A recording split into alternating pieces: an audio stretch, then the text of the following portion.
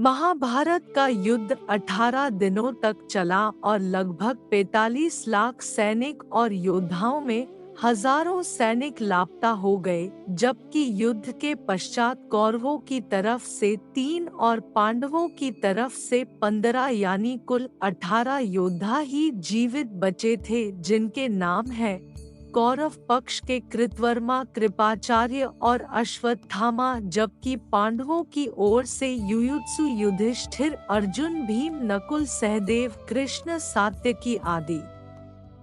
विदुर, संजय, बलराम और धृतराष्ट्र सहित कई लोगों ने इस युद्ध में भाग नहीं लिया था।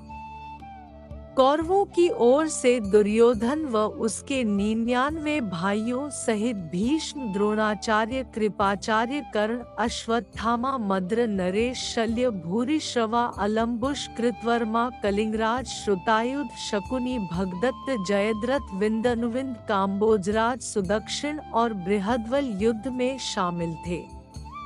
पांडवों की ओर से युधिष्ठिर व उनके 4 भाई भीम, नकुल, सहदेव, अर्जुन सहित सात्यकी, अभिमन्यु, घटोत्कच, विराट, द्रुपद, धृष्टद्युम्न, शिखंडी, पांड्यराज, युयुत्सु, कुंतीभोज, उत्तमौजा, शैब्य और अनूपराज नील युद्ध में शामिल थे।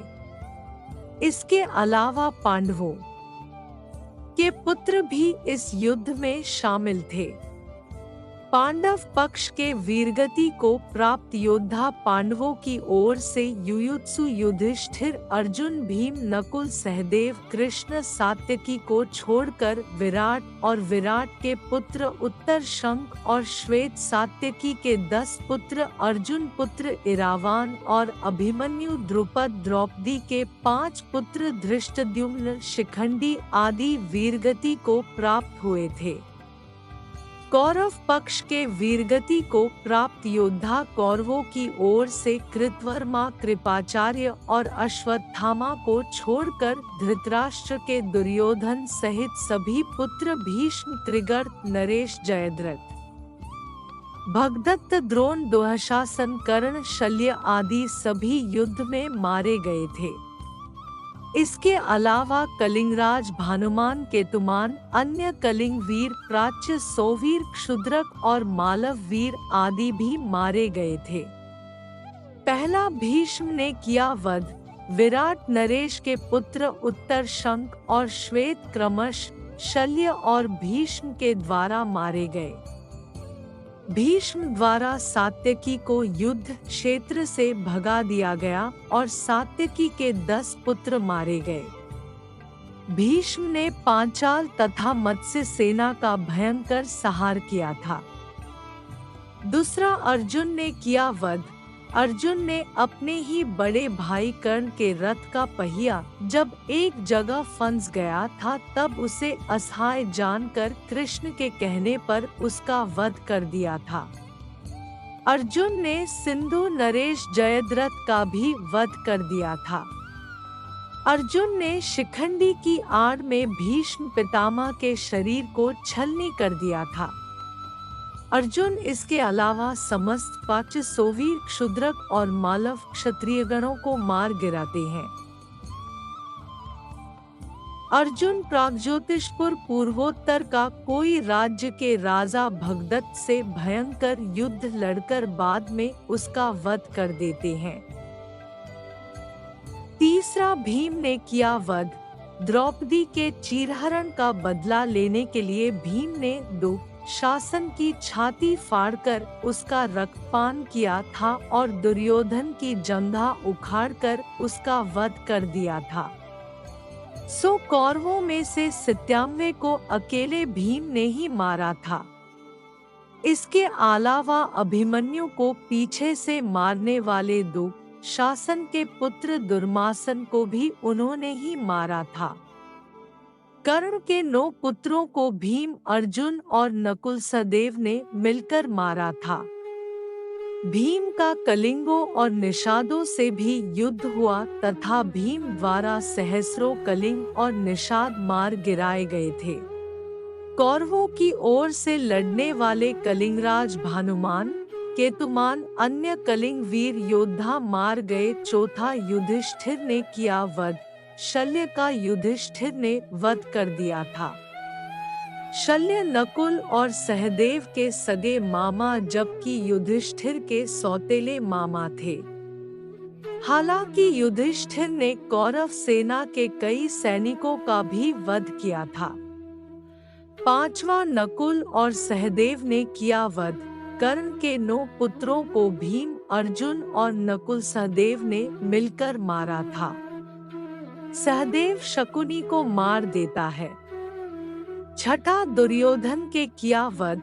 दुर्योधन पांडव सेना के कई वीर योद्धाओं का वध करता है। सातवां, सात्यकी ने किया वध। सात्यकी ने कौरवों के अनेक उच्च कोटि के योद्धाओं को मार डाला, जिनमें से प्रमुख जलसंधि त्रिगर्तों की गजसेना, सुदर्शन म्लेच्छों की सेना, भूरिश्रवा कर्णपुत्र प्रसन्न थे। युद्ध भूमि में सात्यकी को भूरिश्रवा से कड़ी टक्कर झेलनी पड़ी। हर बार सात्यकी को कृष्ण और अर्जुन ने बचाया। भूरिश्रवा सात्यकी को मारना चाहता था, तभी अर्जुन ने भूरिश्रवा के हाथ काट दिए। वह धरती पर गिर पड़ा, तभी सात्यकी ने उसका सिर काट दिया। आठवां, घटोत्कच ने किया वध। घटोत्कच द्वारा दुर्योधन पर शक्ति का प्रयोग किया गया, परंतु बंग नरेश ने दुर्योधन को हटाकर शक्ति का प्रहार स्वयं के ऊपर ले लिया तथा बंग नरेश की मृत्यु हो जाती है। तब घटोत्कच कौरव पक्ष के हजारों सैनिकों को मार देता है। इस घटना से दुर्योधन के मन में मायावी घटोत्कच के प्रति भय व्याप्त हो जाता है।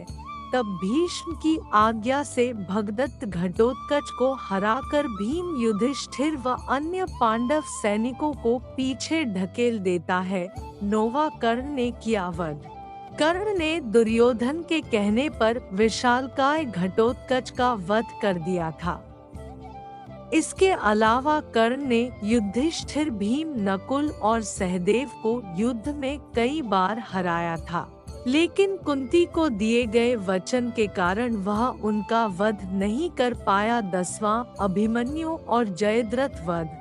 अभिमन्यु ने चक्रव्यूह भेदने के बाद दुर्योधन के पुत्र लक्ष्मण का वध कर दिया था।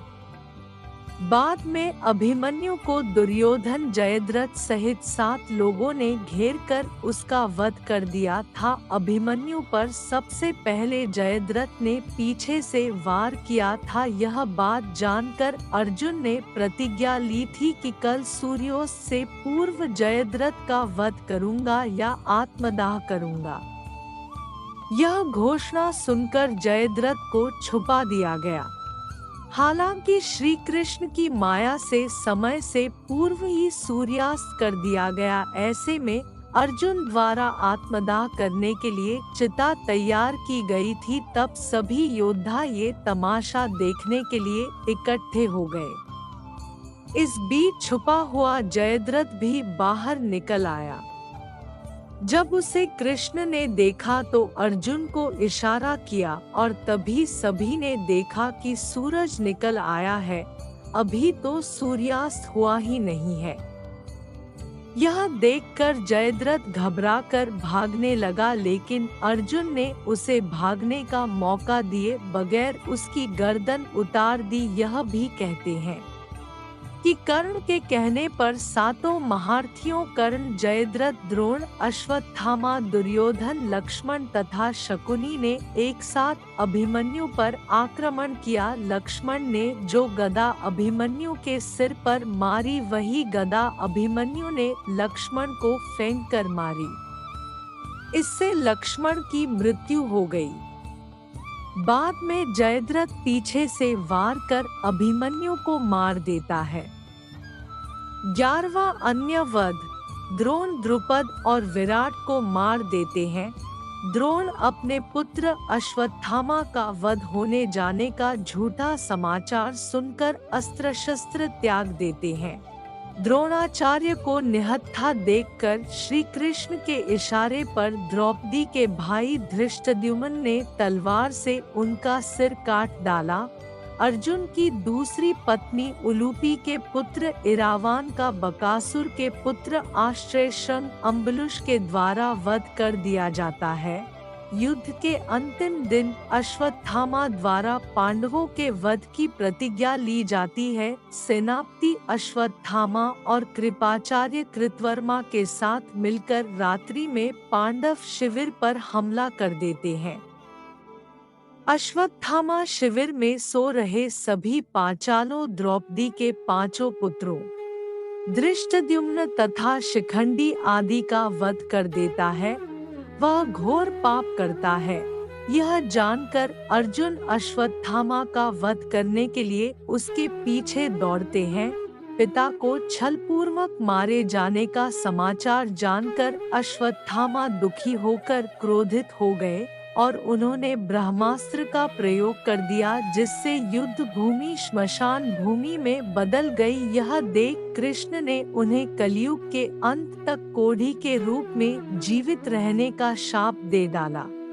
युधिष्ठिर ने महाभारत युद्ध की समाप्ति पर बचे हुए मृत सैनिकों, चाहे वे शत्रु वर्ग के हों अथवा मित्र वर्ग के, का दाह संस्कार एवं तर्पण किया था। इस युद्ध के बाद युधिष्ठिर को राज्य, धन और वैभव से वैराग्य हो गया। तो दोस्तों, यदि आपको यह वीडियो अच्छा लगा हो तो हमारे वीडियो को लाइक और चैनल को सब्सक्राइब करें और कमेंट में जय श्री कृष्ण अवश्य लिखें। धन्यवाद।